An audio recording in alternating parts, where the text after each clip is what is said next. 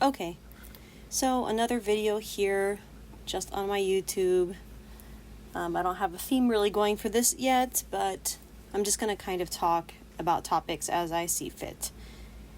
So today I thought I would talk about the small things that kind of, stuck in my head a bit when I was trying to, quote, be kind and, quote, save lives by pretending in the trans narrative. This was pretty early in all of this madness, but I'm going to start from there and kind of move my way forward, like what my thoughts were at the time, like the cognitive dissonance I was going through, and kind of the conflicting information that I was seeing on both sides. But, for example, the first time I remember hearing anything really about transness at all, was on, Dateline or Barbara Walters' interview. Not the one with Jazz Jennings, that one was later, but there was some interview with a straight couple where both of them had transitioned, and that was on the news, and this was before gay marriage was legalized by a good amount of time, so they were a straight married couple who both were like cross-dressing, and that was the whole point of the interview, I guess. And I remember I was watching with my mom, and she's like, that's just a straight couple with extra steps. Like, what was the point of that? Why did they have to do that if they just wanted to be with each other anyway, which they already were? I was like, yeah, I don't really know. I was like, well, but they both had to transition or whatever. Like, I just didn't really know what to make of that. I was just kind of like, okay, well, I guess, sure. But I had sort of heard about the trans thing, and it was always kind of like presented as something that gay people do to assimilate, essentially. And I was like, well, they're both straight, so that doesn't really make sense. But okay. I didn't really think too much about it. And again, in university, there was no trans people in the group, except for now, looking back, I do remember now that the end of my last year of university, one woman was claiming to be trans, or was like, this was before it was like a big thing, like you didn't declare your pronouns and everyone had to automatically obey it. She was just like considering transition, essentially. And she talked to some people about it, and she was getting like really into like the postmodern kind of stuff. Like at the time, the stuff that she was saying was stuff that nobody had ever heard, and people thought she was crazy. Like she would say things like, oh, that's transphobic, and people were like, what? Like literally what? About like anything, like any, you know how it is now, like if you make any joke of any kind, even if it has nothing to do with trans people, they're like, that's transphobic. Like she was doing that in a time where that was not a thing. So people just kind of were like, what is she talking about? What's wrong with this girl? And she definitely, like, she was really awkward. She probably is on the spectrum. And I do know, I was friends with her on Facebook for years, at least afterwards. And I do remember that she did transition, I'm pretty sure. And, actually, I'm not positive. Maybe she didn't in the end, but she did get married. She was a lesbian, if I didn't say so earlier. She was a lesbian and just kind of self-hating and awkward, and I was like, you're just a lesbian, bro, so am I. What, my hair is like longer than yours and yours is short, so you're a man? Like, that's ridiculous. I just didn't have any patience with that, and I still don't. Like, I was just like, okay, there's these fictional trans people who are, totally the opposite sex on the inside, but why are the ones that I meet just like sad lesbians and sad gay men, or like weird creepy perverts? Like, why? Where are all these mystical, like, opposite soul people? And now that I think of it, I did know she wasn't a student. She didn't go to my university. She was my girlfriend's friend from their hometown. And she also identified as trans around that same time. So this is 2008, 2009. And she was also a lesbian, a butch lesbian. I know that she had had a really bad experience with homophobia. She'd been disowned and thrown out, and she'd faced some sexual violence on the streets. And then after that is when she decided to transition, which, at the time that I knew her was just binding her chest. And she just looked like a 12-year-old boy. Like, she did not pass in any respect. She did not act like a boy at all. Like, I was just like, I'm supposed to pretend that she's a man? Like, that's ridiculous. She's obviously just like a sad, scared, alone lesbian who's really traumatized. I actually don't know if she has continued transition or if that was kind of like a phase. She was my girlfriend at the time's friend, so like I have no way of being in touch with her, but I hope that she's fine wherever she is. So after I graduated, so it must have been around 2010 or 2011, I heard from a friend who was like an underclassman at university that one of the gay club members, who was also an officer. She apparently was also trans-identifying around that time, 2010. I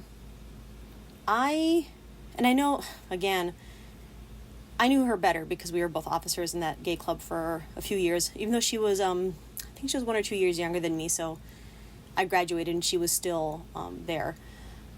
But I remember that she had a really hard time with her family. They were not accepting at all of her homosexuality. She was, again, a butch lesbian.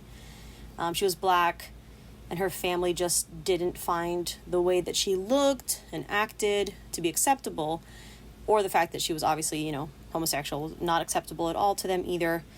So I know that there's, it's not my place to speak on it. I'm not Black, but she did talk a lot about how she had a hard time finding acceptance within her community, within her family. And I think that was her way of doing it. Again, she's not a man in any way. I was like, that's just she's like the sweetest person ever. I think she was always president or vice president. She's super social, super good at making people feel comfortable, She was a great officer for the gay club. But yeah, I'm like, that's ridiculous. The claim that she is a man on the inside for some reason because she has short hair, because she doesn't wear skirts, absurd. I remember I was very sad when I heard that one. That one really upset me because I knew how hard it had been for her to come to terms at all with her sexuality, and then for her to be backstepping, sort of, being oh, well, actually I'm a man. That broke my heart, and I was like, I hope it's just a phase. I don't know about her. We didn't keep in touch after university, so it may have been temporary. I'm not positive. At that time, it wasn't, like I said, it wasn't really a big thing at all, so people weren't quite as, ideological about it. It was kind of oh, it's something that you do if you feel like it's going to make your life better. You didn't have to, completely commit, this is my life now, and this is everything about me, and the person you knew was dead, it wasn't really like that. It was kind of just, it was seen more realistically, I guess. So it's possible that she didn't persist, and I really hope she didn't. She was a lovely person. And those are 3, is that 3 that I said? God, my brain is melting, it's kind of late for me. All butch lesbians, or at least, I would say masculine of center. They definitely weren't feminine, and that was enough, and most of them were kind of from disadvantaged backgrounds. One of them was definitely autistic, high functioning. And then there you go. It's okay, well, that's not really a great track record. So it was kind of looking back on that started my, I always had this doubt. And I was seeing on the news and all these interviews with people talking about how their authentic self, blah, blah, blah. They always knew since they were babies, blah, blah, blah. And that wasn't matching with the people that I knew, at all. And I was like, well, that's when they started kind of pushing this more ideological, religious belief instead of just kind of a practical, I hate my body, so maybe this will make it more tolerable to live in a society that hates me and makes me hate my body. I don't know. But I kind of was like, well, if it's what gets, and for my friends as well, I thought if this is what gets them through the next few years of their lives, if this helps them to move through their 20s into adulthood, then maybe that's fine. Maybe that's just a process that they need to go through, and I'm not going to judge them for that. And I still don't. I don't judge people who have transitioned in a moral sense. I don't agree with it as a good idea for obvious reasons, but I remember thinking, I hope that they find whatever they're looking for. And then, years go on, they start pushing this narrative more about the wrong body, the magical spirits, and whatever, gender ghosts, essentially. And I had already moved overseas at this point, so it kind of became a back burner issue for me because living in Asia, it's not really, or I should be clear, in Korea and Japan, it was not really seen that way.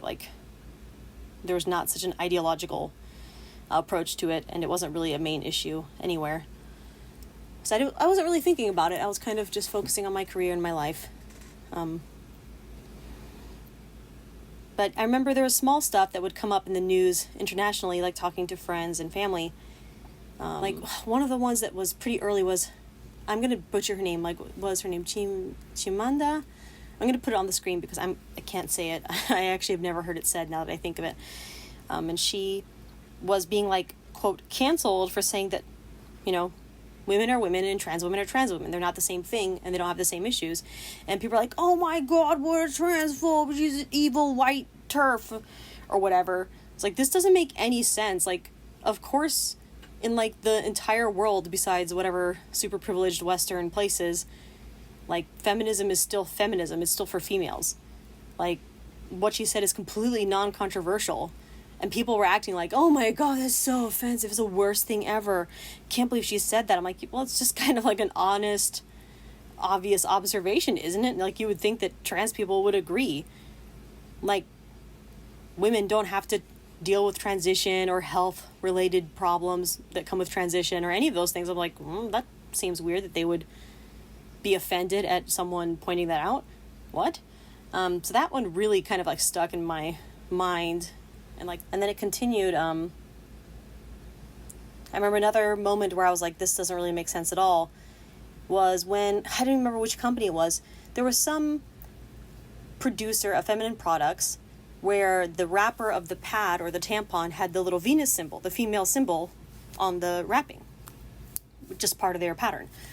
And I remember the trans activists were like campaigning to get the female symbol removed or whatever, or the company had announced as like some, I don't know, diversity achievement that they were removing the female symbol from the packaging and being like, oh, you're welcome everyone, finally. And then people were acting like this was some great victory or whatever. And I remember being like, well, the only people who need feminine products are female. We're not saying, like, it doesn't say woman, societally accepted woman, person who identifies as a woman. Like, that's not what the package says. It just says female. It's only females who need these products. So why is that offensive? Like, why would a female using this product be offended by the fact that the product is for females? Like, I was like, this doesn't make any sense to me at all. They say that sex and gender are different, so why is this upsetting to them? It shouldn't be, right? Like, it's just a straight up reference to sex.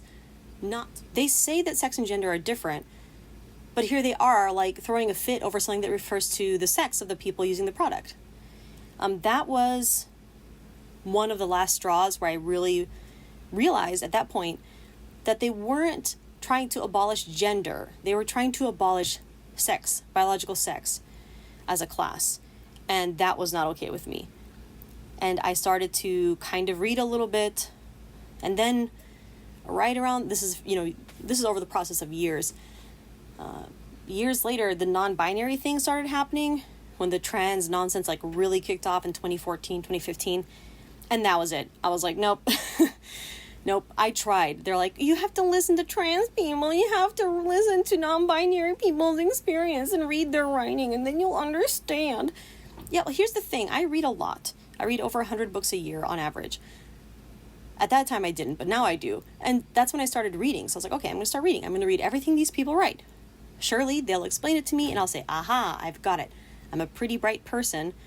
I shouldn't have a hard time understanding it if they can explain it coherently. And that's when I realized, oh, this is bullshit. Like, this is nothing. None of this makes sense. This is super homophobic and misogynistic. What a disaster.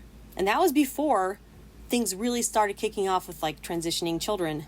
But just the concept of non-binary, that was the straw that broke the camel's back for me. That was just too much. I was like, okay, you're asking for all these accommodations that don't make any sense. You don't even know what you guys are fighting for at this point, or what you stand for, or who you are. Why should you be recognized as a group in law? So essentially, that was it for me. Like, that was the moment where I couldn't be nice anymore. I couldn't take it. That was it. And I think the conflation with intersex really made me angry, because I am a scientifically minded person, and that just didn't make any sense. Like, non-binary is what did it. If it hadn't been for the non-binary nonsense, I might have been able to, like, nod my head and go along a little bit longer. with the others, but even that was kind of a ticking time bomb. Is that the expression? Like, even that, I felt like I had kind of had enough and was seeing that none of what they were saying and none of what I was seeing with my two eyes were, like, true, and the things that they were writing were not convincing me. They should really stop saying that. They always say, listen to trans women. It's like, don't listen to trans women if you want people to, like, believe that you guys are actually women, because that will peak you faster than anything. That did it for me. I was like, okay, no, this is nothing. Like, but yeah, I think a lot of people have similar stories, just kind of always, like, deep down kind of always knew that this didn't really make sense, but we were sort of pressured or guilted into pretending it made sense to not hurt people's feelings, and I certainly fall into that pattern. I'd be interested to hear what were the moments for you guys. These are the ones that I could remember. I don't admittedly have a very good memory, but these kind of stood out to me as things that I was kind of like, wait a minute, what? And then when J.K. Rowling's, like, the Maya Forstater case and all that, that was just, like, enough. I went public at that point. So, yeah. I'm going to stop here for today. Sorry, this was kind of long. I'll try to edit it or something. But thanks for listening if you did. And if you didn't, then you're not listening to this anyway. But, yeah. I'll try to post sort of regularly as ideas come to mind.